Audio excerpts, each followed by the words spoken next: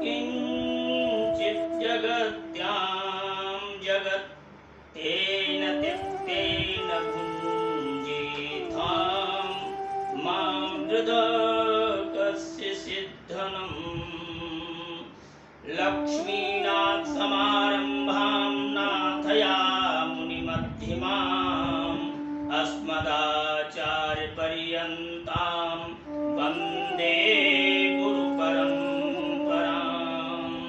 अस्मद्देशिक अस्मदीयपरमाचार्यान् शेषान् गुरो श्रीमल्लक्ष्मण योगी पुंगव महापूर्णो मुनिं यामुनिं रामं पद्मविलोचनं मुनिवरं नाथं सटद्वेषिणं शेनेशं शियमिन्दिरासहचरं नारायणं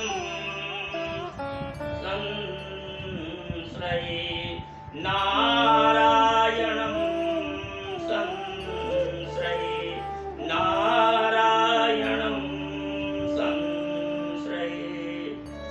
प्रिय सज्जनों, आज के विचार बिंदु पर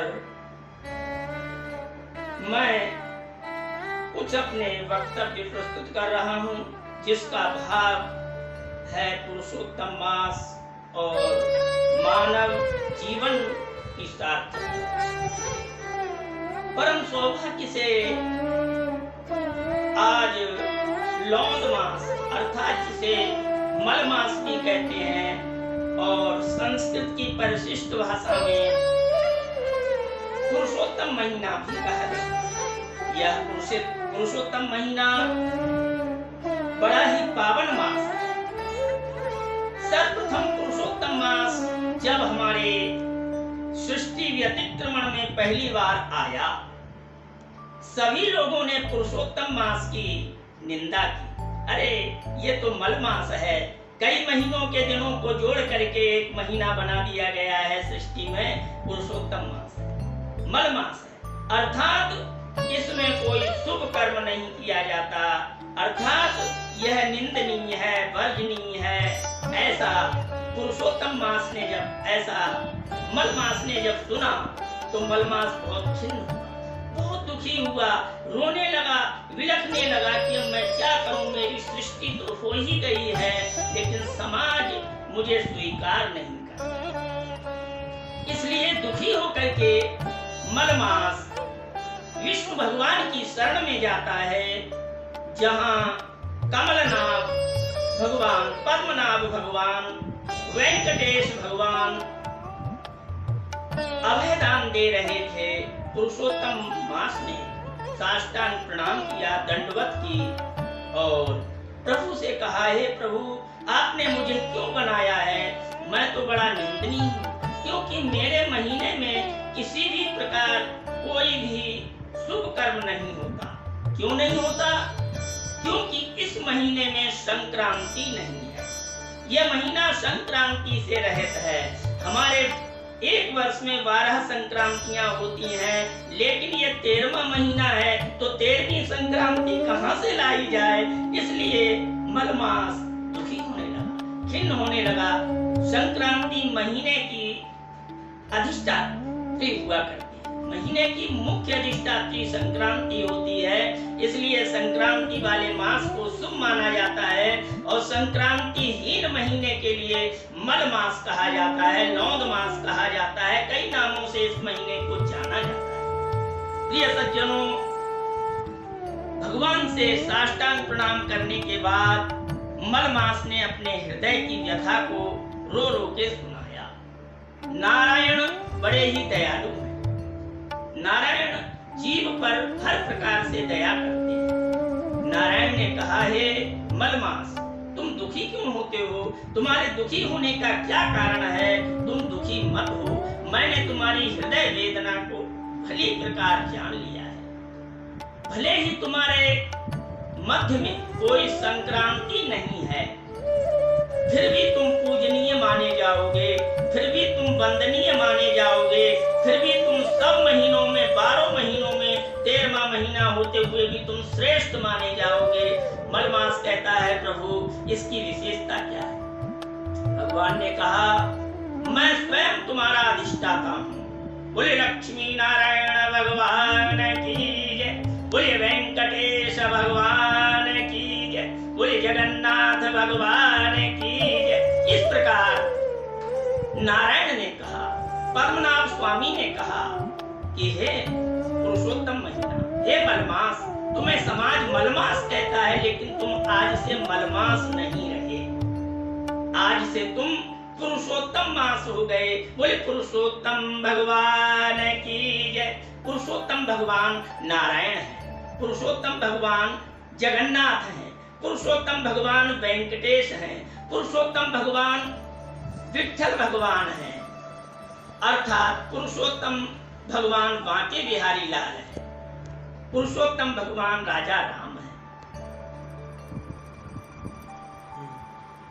पुरुषोत्तम मास इस प्रकार नारायण के मुख से अभय दान पाकर के बड़ा प्रसन्न हुआ और नृत्य करने लगा। श्रीमन नारायण नारायण हरि हरि, वंदे नारायण नारायण हरि हरि, विठ्ठल नारायण नारायण हरि हरि, वेंकट नारायण नारायण हरि हरि, अच्युत नारायण नारायण हरि हरि, माधव नारायण नारायण हरि हरि।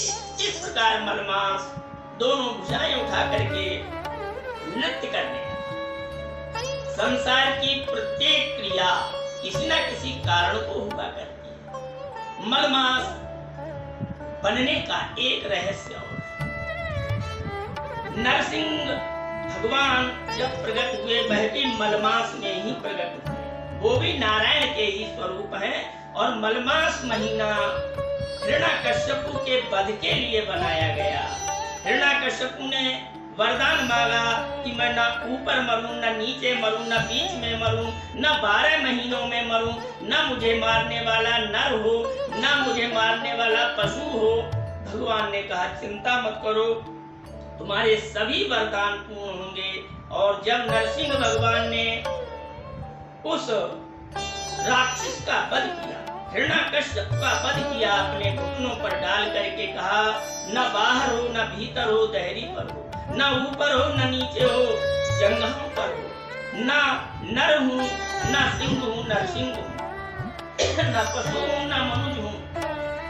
अर्थात तुम्हारे सभी वरदान मैंने पूर्ण किए हैं। तुम्हें मलमास पुरुषोत्तम महीना में तुम्हारा मैं वध कर रहा हूँ। इस प्रकार नरसिंह भगवान ने हिरण्यकश्यप का वध किया। ये सब कथाएं हमें प्रेरणा देती हैं, ये सब कथाएं हमें इंगित करती हैं मानव जीवन की सार्थकता। मानव जीवन बड़ा ही अमूल्य है। विभिन्न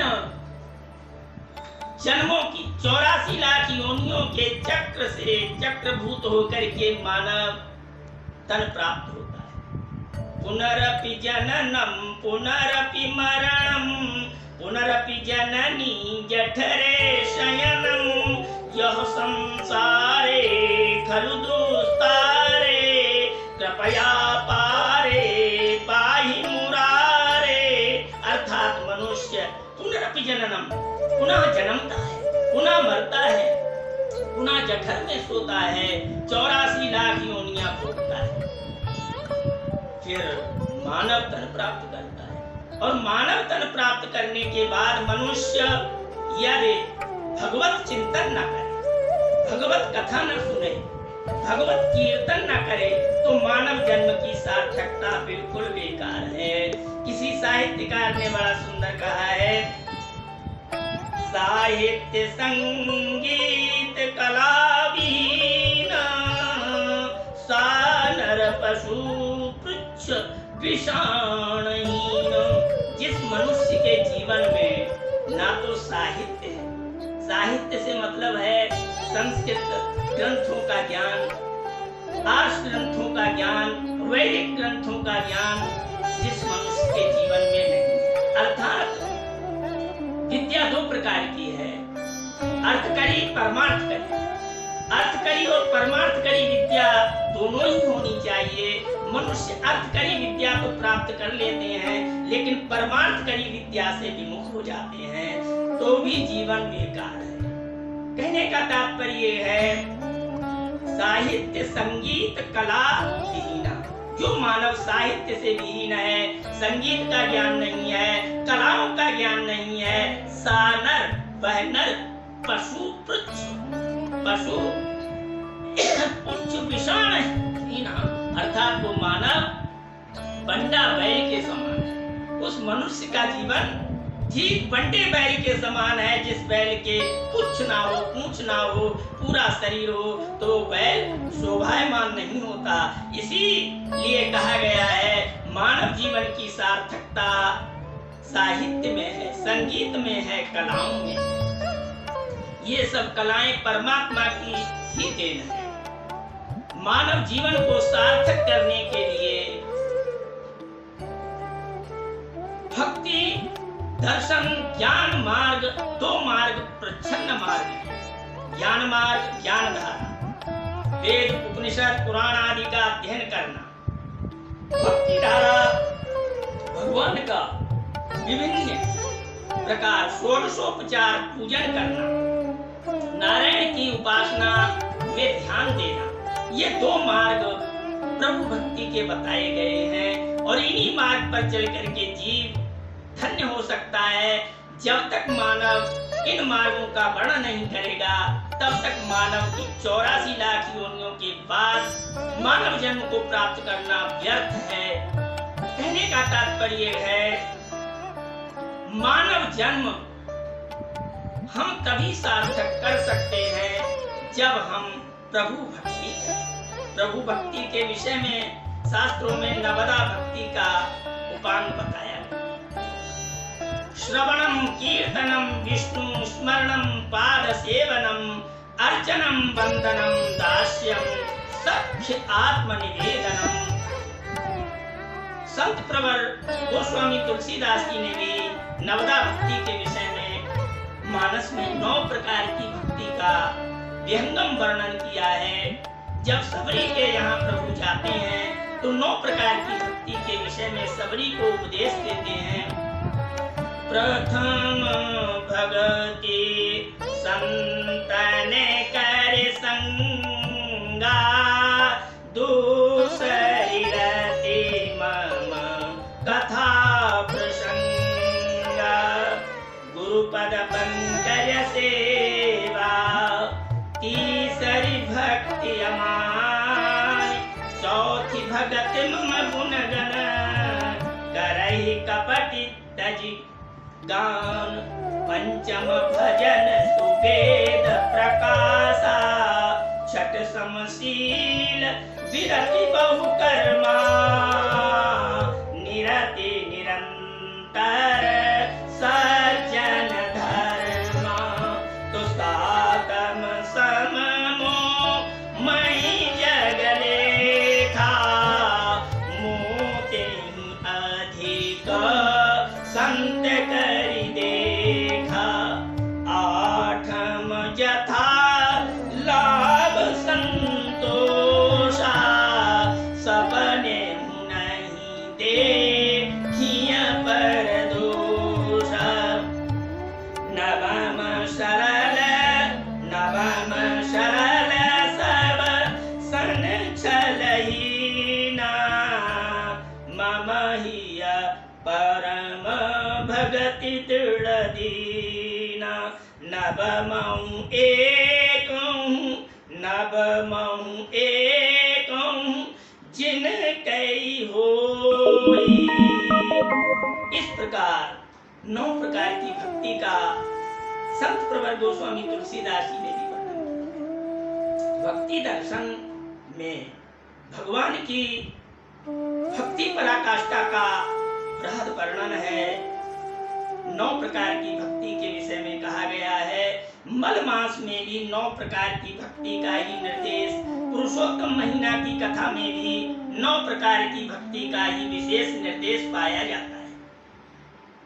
प्रातः काल स्नान करके मनुष्य को भगवत कथा सुननी चाहिए, पुरुषोत्तम मास की कथा का श्रवण करना चाहिए और अपने घर में ठाकुर जी को, शालिग्राम जी को विराजमान करना चाहिए। इस प्रकार ठाकुर जी की सेवा पूजा करनी चाहिए और षोडशोपचार पूजन के द्वारा 16 प्रकार का जो षोडशोपचार पूजन है उसके द्वारा वेद मंत्रों के द्वारा ठाकुर जी का अर्चन वंदन करना चाहिए। हरि ओम सहस्रशीर्षा पुरुषा सहस्राक्ष सहस्रपाद स भूमित्वं सर्वस्तिष्ठति तदादशांगुलम्। इस प्रकार वेद में 16 मंत्र दिए गए हैं। पुरुष सूक्त के मंत्रों से ठाकुर जी का अर्चन, स्नान, चरणोदक, पादोदक, अर्चना वंदना करनी चाहिए। इसके बाद पुरुषोत्तम मास की कथा सुननी चाहिए। कहते हैं मानव जीवन हमें यही कहता है कि जिस तरह से दीपक में घी पड़ा हुआ है और बत्ती जल रही है, घी खत्म हो जाता है, उसी प्रकार मानव लीला भी खत्म हो जाती है, दीपक बुझ जाता है। तो थोड़ा सा समय है, अल्प तो अवधि बहु, अल्प तो सोच अवधि बहु, करने को काम बहु, कहा कहा कीजिए, पारना पुराणों को वेदों को अंत नाही, वाणी है अनंत चित्त कहाँ कहाँ दीजिए, 100 बातन की एक बात तुलसी जी बताए जात, जन्म जो सुधारा चाहो तो राम नाम लीजिए, जन्म जो सुधारा चाहो, जन्म जो सुधारा चाहो तो राम नाम लीजिए। इस प्रकार आज के वक्तव्य में पुरुषोत्तम मास की विशेषता, नवदा भक्ति का विशेष प्रवचन आप लोगों के समक्ष प्रस्तुत किया गया। मानव जीवन की सार्थकता इसी में है, अधिक से अधिक इस पुरुषोत्तम महीना में एक बार 1 रुपया दान करने का लाख गुना महत्व। एक बार गीता का 1 अध्याय पढ़ने का सहस्त्र गुना फल है, भागवत की कथा श्रवण करने का सहस्त्र गुना फल है, रामचरितमानस का अध्ययन करने का सहस्त्र गुना फल है। पुरुषोत्तम महीना में यज्ञ करना चाहिए लक्ष्मी नारायण भगवान का। इस प्रकार विभिन्न कार्यक्रमों के माध्यम से पुरुषोत्तम महीना का प्रत्येक दिन पावन दिन है, प्रत्येक क्षण पावन क्षण है, प्रत्येक कला पावन कला है, प्रत्येक विकला पावन विकला है। इस प्रकार हमें प्रतिक्षण भगवान लक्ष्मी नारायण का ध्यान करना चाहिए। यही पुरुषोत्तम मास की विशेषता है। बोले लक्ष्मी नारायण भगवान की जय, बोले वेंकटेश भगवान